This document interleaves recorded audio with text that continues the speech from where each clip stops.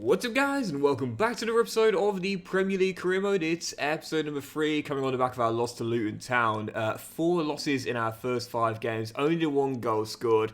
Yeah, it's our rebuild season at Craven Cottage, and it's safe to say, so far, we're not building much in the way of confidence. Loads to get through today. It is sloggy season, and in today's episode, we'll do our best to get through to December if we can. So, loads more Premier League games. I will also have the EFL Cup 4th round away against League One Bolton Wanderers as well. We'll start with this. It is Crystal Palace away at Selhurst Park as we try for our first away day points this season and try and get back to winning ways. Come on, Phil.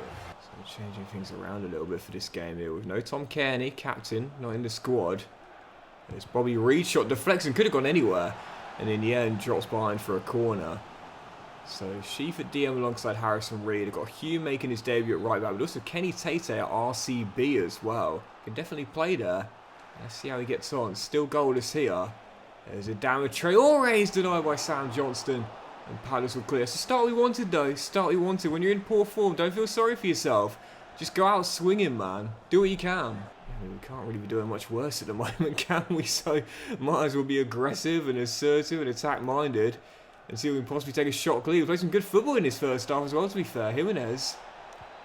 Bobby. Reed for the opener. Yes, come on. And Fulham have the lead in the London derby. Bobby Reed with the finish. And the visitors take a deserved lead into the break. Andreas Pereira sold on deadline day with no replacement lined up. João Palhinha breaking his elbow and Fulham losing 3 on the bounce and scoring no goals in the process. How do we respond to that? This is how we respond to that. Shutting the door for our first clean sheet since match day 2 and getting our first away day win of the season as well. When you're going through it and you've got to face adversity, you've just got to dig deep and show that you've got that resilience in you. We definitely did there. That's a deserved 1-0 win that in the London derby too. Full value for that. And I really like Bobby Reed, man. You know, I don't know what's going to happen to him in the summer in real life. Obviously, a lot of talk he'll be leaving on a free transfer. But I like him. You know, he works hard. He puts a shift in. And he knows how to finish as well. He knows how to finish. That's his 2nd goal for us this season. 1 in the league or 1 in the cup.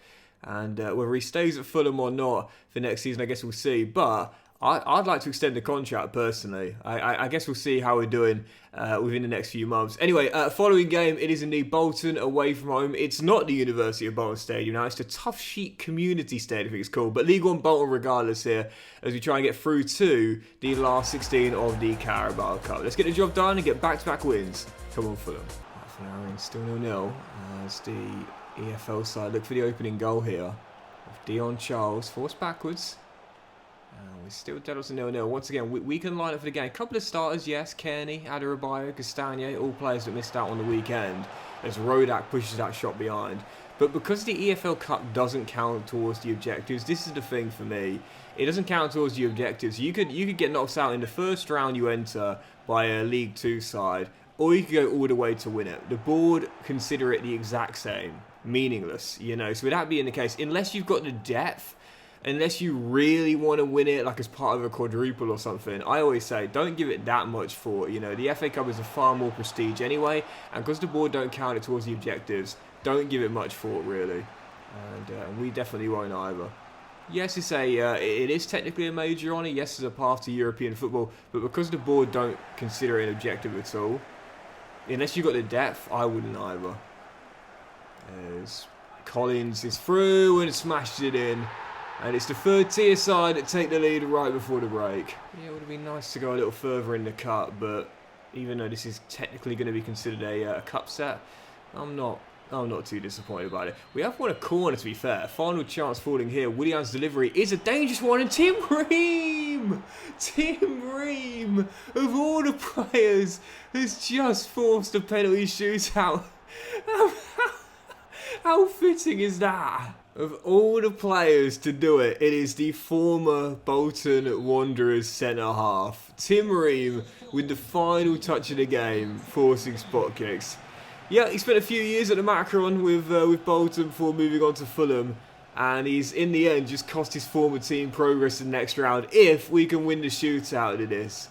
We've been given a lifeline courtesy of the veteran. Let's see if we can take it. Although I will say this for new viewers to the channel, I'm pretty awful at penalties. My record of penalty shootouts in this year's FC has got to be close to, I'd say, one win for every 3 or 4 losses. I'm not great. I'm not great at all. As it's level, and once again we're behind. I do score quite a lot, but I also miss a lot. Sorry, I do score a lot, but I don't save many. I'll say that much. From 12 yards conversion, I'm all right. I say I score most, but it's saving that I've got the problem. Even when I do go the right way, I often get nothing on it. Set the wrong way each time with a free. Lukic is denied. And yeah, I bet they change it this time when I go to that corner. Yeah, that's so typical. I can't save penalties. I don't know what it is, but I just cannot save penalties to save my life. So Tim Ream might have delayed the inevitable, but nothing other than that. Muniz must score, otherwise we are out. Can he force the next one? No, it's over. I don't know. My record on penalty shootouts is just embarrassing, man. Again, I win 1, I lose about 3 or 4. And as we exit the competition, just want to see real briefly who Bolton will take on in the next round. If it's like a Premier League side away, then I don't think it would have mattered regardless. But they've got Newcastle at home. I'm not sure we'd have got through that one anyway, to be fair, with what would have been a rotated lineup. Even so, fair play to the League One side, forcing the cup set. And directly after that, we've got 3 more scouting updates, where we shall continue the scouting on these 4 players here, where Frederick Bates looks the best of the lot, but for now, we'll keep him on the scouting list. As for Wales, we will continue scouting these players right here. All of Dutch do look pretty decent, but I want to see how they look after a month or 2. And from Scotland, we'll continue scouting these 6 players here. Just for those who may not play career mode, when it comes down to youth scouting, the longer you do leave the players in the scouting report, as we discussed in the last episode, you get a better indication as to just how good they are, but there is always a chance that another club might poach them away to their academy, and then that's it. Once they've gone, they're out. You won't be able to get them back ever again. But for now, we'll continue to gamble and keep them in the scout reports. Cameron Fox remains the only player in our youth team right now. Right, following game, and here we go. Been looking forward to this one since the save began. Our first big West London derby as we take on Chelsea at home. Looking to bounce back here on the back of the loss in the week to Bolton Wanderers in a much bigger game in the Premier League. Tough start for Pochettino's side, winless in their first 6 games in the bottom 3. Looking to get a massive win here against them and get back-to-back wins in the league. Let's get it done. Come on, Fulham. Shot blocks and Traore. No.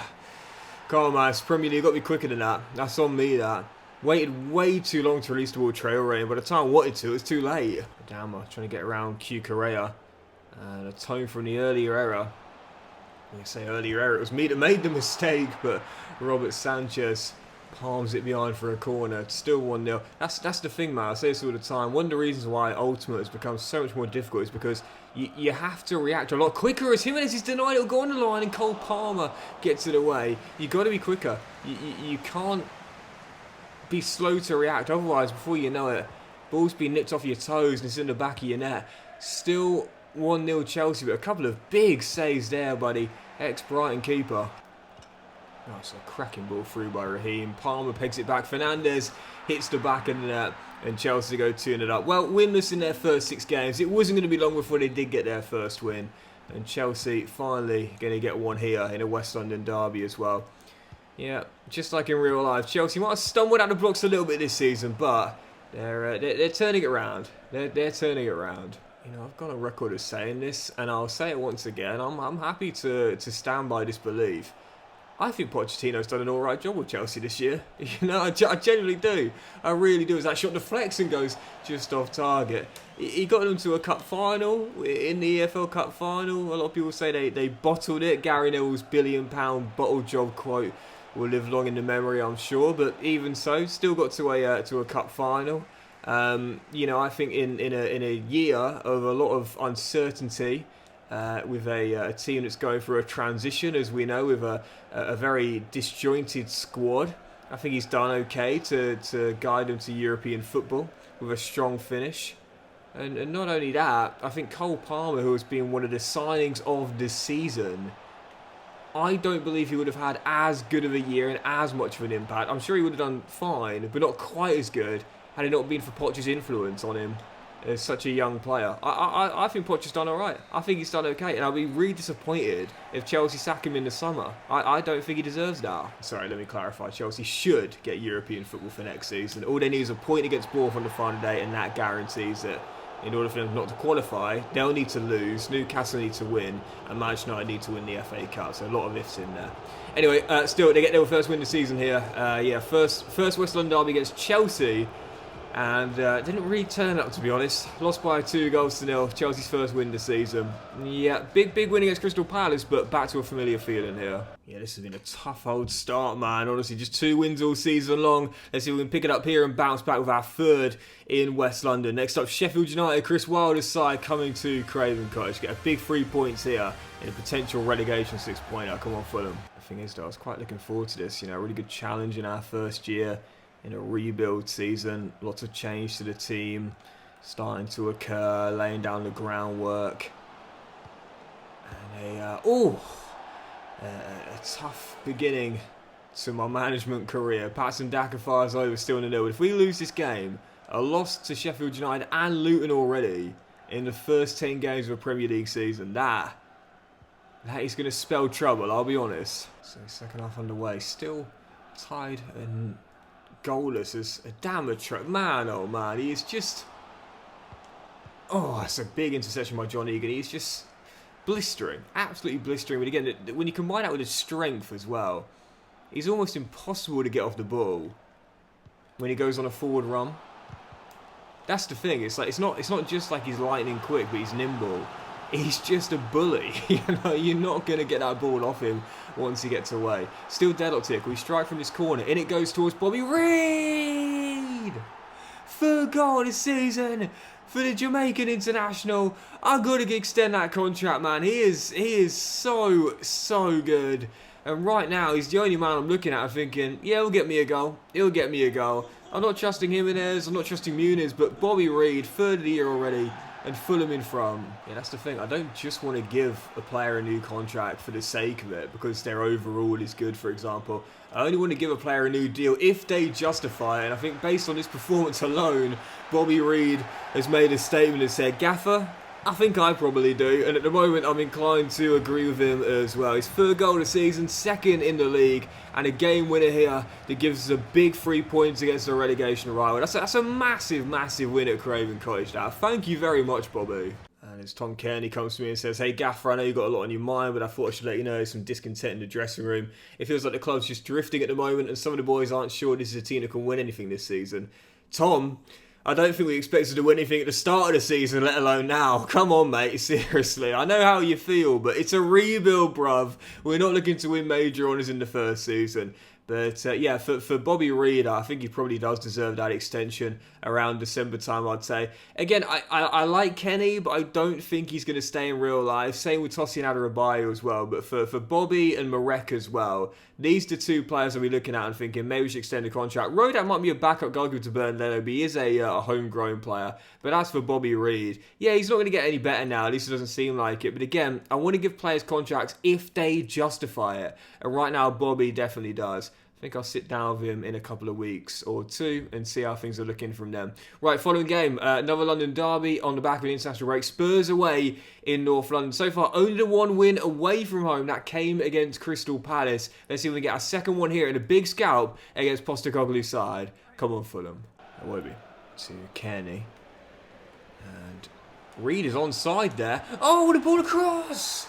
And Raul Jimenez gets his 1st of the season. And the visitors do take the shock lead in North London. Lovely dink ball by Tom into the middle. Bobby Reid with the flick. That's his 1st assist of the season. And Raul Jimenez gets his 1st goal of the year. And as a neutral, I've said this before, every time Raul Jimenez scores, I'm always pleased to see it, man. I think everyone is really. But what a flick by Bobby Reid. Talk about inch perfect. Little scorpion kick into the middle. And Jimenez just about wraps his leg around the ball and pops it in bottom corner. Well, Fulham have the lead. Looking for our 1st scalp of the season. As things stand, we're on for it. Long way to go, though. So for those who may not follow football very closely, basically Raul Jimenez, the Fulham striker, whilst he was playing for Wolves, his former club, suffered a head injury during a game against Arsenal. And there was a good chance that unfortunately he may never play football again due to the severity of the injury. However, he worked incredibly hard through rehab and through self-belief. He managed to come back and is now scoring goals still in the Premier League. You'd love to see it. Oh, and I would love to have seen us gone 2-0 up there as well. We are full value for this lead right now, looking really, really good. And if we keep this up, I think a second goal's on the cards here. Bobby Reed, Adama Traore gets a shot away. Fraser Forster with the save and cleared away. Still leading by 1, but yeah, as things stand, just got to keep our foot on the gas pedal because that second goal is coming. Jimenez denied his brace by Forster. Still up by a goal, but right now, this is our game. We've got Postecoglou's side on the ropes. We just got to stay in attack mode and look for that second. Charlison to Kulusevski, golden chance here for Spurs. We're lacking numbers at the back, and it's the Swede who drills it into the far corner. And now he's got to hold on to the point with 10 to go. Yep, so frustrating, man. We had Spurs where they wanted them in the first half, but in the second half, haven't been able to build on that. And now we've got to make sure we don't throw away all 3 points and at least take 1 back to the cottage. We could still find a winner. Traore! Traore! Traore! Right from kickoff, instant response. Adama Traore bursts through the gap and drills it in bottom corner. Massive win. Absolutely massive win that. Can't understate it. Erratic form to start the season off, not scoring many goals, but going away to Spurs and from almost throwing away 2 points right at the end to reclaiming them, that is a massive, massive psychological boost. That big win and back-to-back for the first time this season. And as we see after the game, we just got 2 emails here from Milan and Chelsea letting us know they're unhappy with the fact we're not playing our 2 loanees, Armando Broja and Ballo Torre. But like I said before, you know, to be honest here, I just want to make sure we prioritise the players that are actually ours, you know, not the players that are here on loan. Armando's a decent young striker, don't get me wrong, but yeah, I mean, he's not ours, you know. As come the end of the season, he'll be going back to Chelsea, so I don't mind him going back in January. Same with Ballo Torre as well. Most important thing is that our players get the game time. As by the way, for those curious, Lance Knight has grown 1 rating out on loan at the Hawthorns. Right, following game, let's keep it going. Let's go for our 3rd win in a row if we can get it. Roberto De Zerbi's side off to a very tough start this season. Right now sitting bottom of the table with just 4 points picked up from their opening 9 games. Massive chance here on the South Coast to get a big win that will take us into the top 10 for the first time this season. Let's see if we can go get it. Come on, Fulham. Despite Brighton struggling this year with 1 win in 9, this is a good team, don't get me wrong. And it might be the only time this season where we go into a game in better form than our opponents on the back of back-to-back wins. So, yeah, once again, I'll stick to the philosophy, a point away from home and call it a good one. But there's no reason why we couldn't get our 3rd win in a row here against a struggling Seagull team. Traore, Jimenez, Tom Kearney, straight over Bruggen, and Lewis Dunk gets away. Golden chance. No. Oh, Pascal Gross, what a strike. Into the near post, beating Bernd Leno. It wasn't like it was accurate, it was just so powerful. And starting keeper just couldn't get anything on it. Brighton in front, looking for their 2nd win this season. And if we're going to prevent that, we've got to get a goal. Which we will here, no doubt. Yep, Adama Traore called it for it at the back of the net. Felt confident. Sent through, and just like against Spurs, instant response. As soon as you've had a moment of disappointment, just bounce back up straight away, man. Exactly what we've done. 1-1. Yeah, I'll take that. I'll take that. A point away against a good Brighton side who, whilst they might have stumbled out of the blocks, are still a very hard team to face, especially away from home. One of my favourite sayings is know where you are. Know where you are. And we're not a team who can go away to a team like this and expect to win comfortably. So we fall behind and we managed to claim a point on the road in a game like this. I'll take it. That's a decent point now. No losses in 3 now too. And as we just seen, the Ballon d'Or won by 91 overall, Erling Haaland. It's always either him or Mbappe in Season 1, and this time it is the Norwegian striker. As we enter November, 3 more scouting updates, so let's see what we've got. Where from England, I think I'm going to give Albert Clark a scholarship, because for those that may not play career mode, you might look at the overall and say, well, hang on a second, Doxy boy, you don't look that great to me, but if you look at the stats this guy's got, or the attribute ranges, he's clearly much better further forward than he is deeper. And because DM will be his position, shown there on the pitch, once you convert him to a more offensive position, he'll have a big overall spike. So yeah, definitely giving him a scholarship. And from Wales, still waiting for someone to make the academy. Rodri Pierce could be alright, but want to do an extra month's worth of scouting on him just for now. But from Scotland, I am definitely giving John Nicol a scholarship. 63-77 overall, and the potential doesn't seem to be dropping just yet either. At a 2 mil mark evaluation already, he's definitely worthy of an academy scholarship. So yeah, 3 players in the academy then, and right now you'd say that the Scot is looking the best of the lot at CAM. Very handy indeed. And because he's 17 as well, might promote him before January and then try and get him out on loan for the remainder of the season as well. For now though, all 3 of these players do pretty decent. But yeah, with Clark, this is what I mean. You look at his attributes here, and you think he's quick. You know, technically, he's got 72 ball control, 68 dribbling, but defensively, he's woeful. So why is he listed as a CDM with a CB secondary position? As much as I love ball-playing defenders, this guy's never going to become one. So as soon as we convert him to CAM, we should say, oh, well, I don't know why it's going to take so long. Oh, because the attacking work rate. As soon as we convert him to CAM, we should see a big overall spike there. Right, following game, big one as well. Manchester United coming to Craven Cottage, looking for our 4th game in a row without a loss and possibly a return to winning ways, targeting our 3rd win in 4. Let's get another scalp here. Come on, Fulham. Patrick Schick down the right-hand side for Manchester United. And now back to Aaron Wan-Bissaka as we're still dead odds at 0-0. And again, another game where I'll take the point if possible. A clean sheet will be nice as well after none in our last 2. But here's Sofiane Amrabat, back heel and Schick. Oh, wonderful, wonderful goal.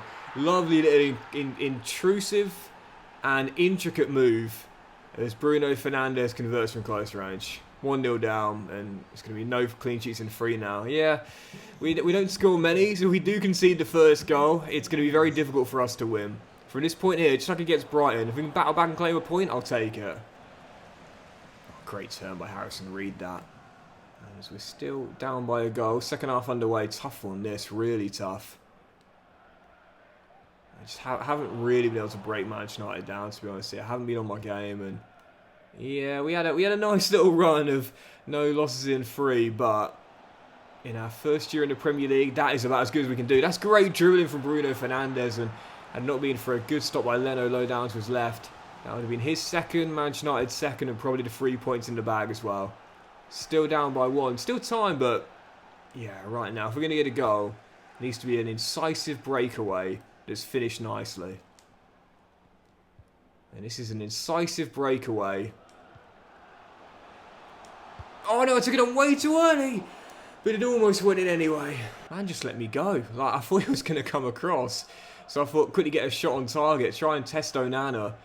And in the end, he just left me alone. I could have gone closer, but instead, oh, no. This is the problem, man. Like, if you miss a... Oh, good save. If you miss a chance against a big team like that, you're probably not going to get another one. Garnacho denied, 26 to go. And, yeah, as things stand, I think there is going to be a second goal.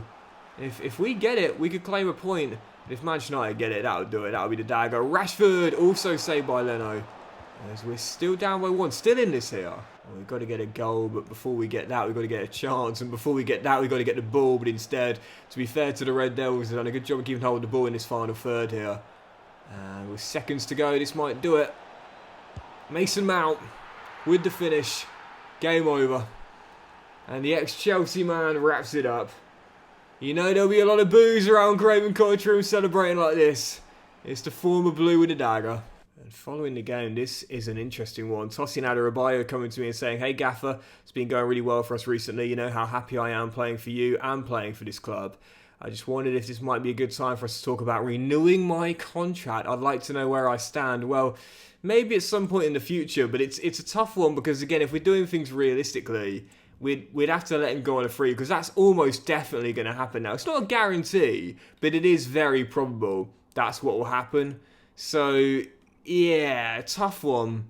Tough one. I guess based on that player conversation, you could say we could extend the contract, but I don't know whether that would be realistic or not. That's a tough one now. Well, let's do a couple more games and close out November today. Following contest, Aston Villa away at Villa Park, of course, as we know, of guaranteed Champions League football next season. What a job. Unai Emery has done there, honestly. Villa away as João Paulinho returns, and we try and bounce back and return to winning ways here. Come on, Fulham. Is he manager of the year? Unai Emery? I mean, I would say so. I mean, there's some decent candidates, don't get me wrong. I think Areola in his first stint in the Premier League has done a great job with Bournemouth. I think that Gary O'Neill, who was... Oh, go on, Jimenez. Yes! Snubbed for manager of the year the previous season, in my opinion, for his job at Bournemouth. Has done a good job at Wolves this year in his debut season at Molineux too. But if it was me giving out manager of the year, I'd give it to the man in the opposing dugout to me. And I've just got the lead against him in this one here. Raul Jimenez takes it round his man and smashes it past Martinez from 18 yards. Fulham draw first blood at Villa Park. Go on, Cherry, win that, win that, win that. Oh, yeah. Oh, yeah. Oh, what a save. Martinez Iwobi should have been 2. Brilliant stop by Djibu. Zaniolo gets away. Oh, turn. And Rafa fires home into the far corner. It's all about the turn from Zaniolo to find the space though, but the finish by Rafa equally as good. Villa with the level of half an hour in. Right now we are just penned in our half as well, but finally we'll get out of it and we'll get a chance from it too. What a ball. Reed, oh yeah, what a ball by Traore, what a finish by Bobby, and we are back in front. Give him that contract extension, man, he definitely deserves it. Golovin, forced backwards, John McGinn, heartbeat of the Villa team, finds Douglas Luiz, and he's not a bad player either, drills it in, 2-2, second time in a row we squandered the lead, man. Can't squander 2 leads against the better teams away and expect to take a third. Like, it's unlikely enough you'd have 2 leads in a game like this. 3, he was being greedy at that point. And could have possibly had a late chance there, and instead of turnover in possession, this will be cruel if we can see it here though. Diaby's cross, it's a dangerous one. Zaniolo denied by Leno. Big stop by the German as we surely claim the point. The senior pushing it away, low down to his left, and Paulinho gets up to clear. Come on, ref, it's a final whistle. Come on, come on, come on, come on. Yeah, Leno, well done, mate. We'll take it. We'll take it. Big save by Leno, and in the end, you've got to be grateful to get the point and not have back-to-back losses after we almost threw it away. We'll take the draw there. Speaking of manager of the year, by the way, what about Sean Dyche at Everton? He's got to be a candidate, surely, right? The points deduction, the uncertainty, and guaranteeing safety with several games to go. Certainly got to be an outside shot. Anyway, following game, let's do our final one today. Wolves coming to Craven Cottage. Let's try and bounce back here with a big 3 points. Come on, Fulham. What would it take for Doxy Boy to win manager of the year? That's the question as well. What would it take? This Fulham team going through a transition in rebuild mode. You know, what would it take for Doxy Boy to be in the run-in for the manager of the year? Top 10 finish? Maybe? Possibly? I mean, top 7 for definite. You've got to consider me then. But, play advantage, ref. Top 10, you never know. Traore shot blocks and Wolves will clear. How bad is that injury for Ben? Getting back to his feet, but I've got a feeling that might be the classic career mode broken toe there. It's a shame, actually. He's looked pretty good since coming in from the Sky Blues, Ben Sheaf. I'm liking him. Whilst he hasn't got us a goal yet. Oh, his range of passing has been brilliant. He's already got 1 assist in the cup, and he almost got another one there as Adama Traore is denied. Yeah, his passing is really good. As a pure defensive midfielder that just sits back as an anchorman and plays ball through, he's really solid.